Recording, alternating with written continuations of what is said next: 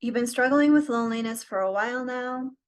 You feel like it is suffocating, killing you.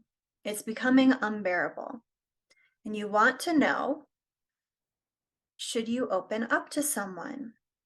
And the answer is absolutely yes.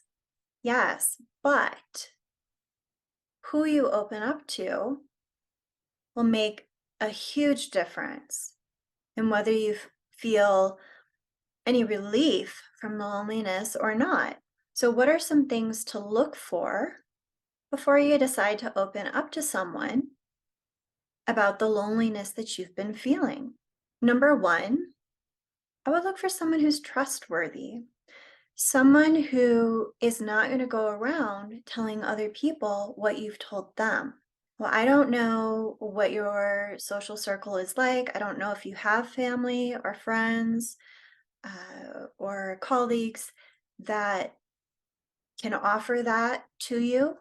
You're going to have to ask yourself that question. Is there anyone that you feel in your life that you could talk to and they would keep it just between the two of you? Unfortunately, when people don't uphold that privacy and confidentiality within conversations, even if it's just between friends, it can be even more isolating than how you felt before. The second thing that I would look for in a person before you open up to them about your feelings of loneliness would be, will they judge you? Will they insult you? Will they negatively criticize you? Constructive criticism is something else. But if they're going to put you down or make you feel like you're somehow wrong or broken for feeling the way that you feel, it's probably just going to create more separation. And the person that you speak with, that you open up to, they don't have to agree with everything that you say. That's unlikely to happen. But they do need to be open to hearing your perspective and what you're dealing with. They need to be able to be constructive about the situation, so, to provide some sort of helpful feedback. Third thing that I would look for is how good of a listener are they? Do they let you speak without interrupting? Or are they always trying to cut you off so that they can tell you what they think? So part of that loneliness, sometimes it comes from people not actually hearing the words that you're saying. Make sure you find a good listener. Doesn't mean that they never have any input, a give and take. They let you finish your thoughts before they ask or say something. But that back and forth is important. Fourth thing that I would look for is, do you feel not necessarily that they're agreeing with you, but do you feel like they can understand where you're coming from? If they're judging you, if they're criticizing you, there won't be any understanding. I guarantee that.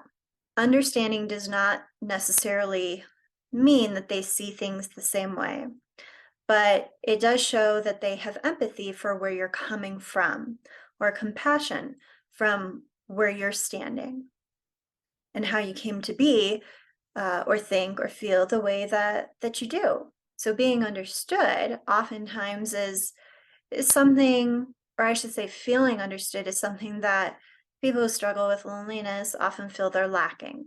Number 5 is the final piece of the puzzle.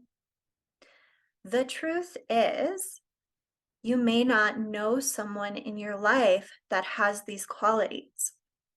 And if that's the case, then consider investing, paying for someone who can offer that to you. I know that some people look at it as, oh, well, you're paying for a friend, or that's not what it is. I would say people benefit greatly from having support in their life. It helps them move forward so much more quickly, so much more easily. So if it means not having to suffer anymore, and they can help you learn how to change your life, create something meaningful that gives you purpose, that's satisfying, that is interesting to you, potentially even to help you build a supportive community around yourself where you can find those people that know how to support you or that know how to understand you, that's worth it. And the truth is, not everybody has people in their life that know how to do these things. Not everybody has someone in their life that is trustworthy, that's understanding, that's a good listener, that doesn't judge or criticize them. There are a lot of options out there for you. Who's somebody that you would like to work with to help you get to that place where the loneliness is no longer running your life and you can go out and do things and be social, feel understood, have friends, make connections, feel supported. But again, just remember, if you open up to someone that doesn't have those qualities, you may end up feeling even more isolated than before.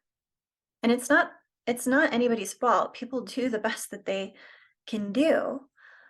But if you just exercise a little bit of caution in who you decide to open up to and under what terms you decide to open up to them, you can really help yourself by letting someone else help you too.